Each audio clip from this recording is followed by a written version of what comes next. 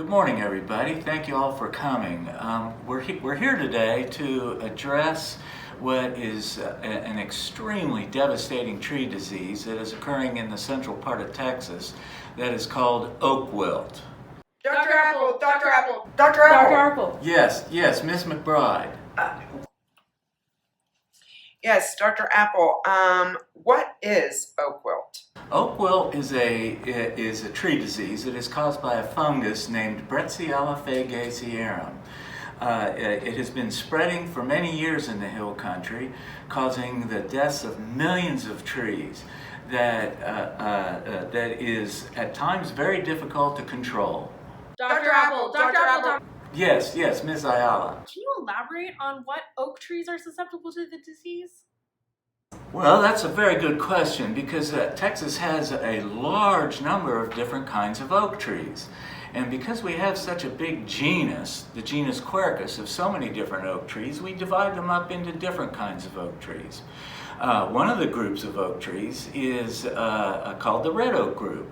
And red oak trees are very, very susceptible to oak wilt. They often die within weeks after first showing symptoms. In contrast to that, at the other end of the extreme, we have what are called the white oaks. The white oaks carry a lot of resistance to oak wilt, and therefore they don't die as rapidly as the red oaks do, if at all. Dr. Apple. Dr. Apple. Dr. Apple. Dr. Yes, Ms. McBride again. So, what is the difference between the terms resistant, susceptible, and tolerant, and immune? If you could elaborate. Sure, I'd be glad to. Resistance and susceptibility are terms used by plant pathologists in the scientific community because they are quantitative terms. We can measure them. For example, we can measure the degrees of susceptibility in the various red oak groups by doing such things as inoculating them with the fungus and looking at how rapidly they die. And then we have a quantitative measure of just how susceptible a plant is.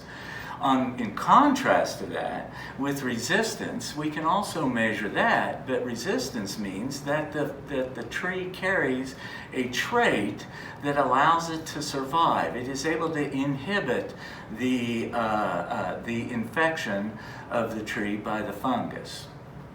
Now, there are other terms that we use too. For example, we say that some trees are immune to oak wilt. Immune would mean that they don't get the disease at all. And usually we also put in that non-host immunity. For example, an elm is immune to the oak wilt fungus. Finally, we have this other term called tolerance. Now, we can think of tolerance as a type of resistance, just one type of many resistance mechanisms that trees carry to the oak wilt fungus. Tolerance is much more variable. It is very hard to measure, but it can be a useful term when we're trying to talk about how trees respond to the oak wilt fungus. Dr. Apple. Dr. Apple. Dr. Apple. Dr. Apple. Yes, Miss Ayala, do you have another question? I do. Will there be further research on oak wilt of different types of oaks? Well, of course, there's always going to be research on oak wilt. For one reason is oak wilt occurs in a lot of other states. And people always have a lot of questions about oak wilt because our understanding of the disease isn't perfect.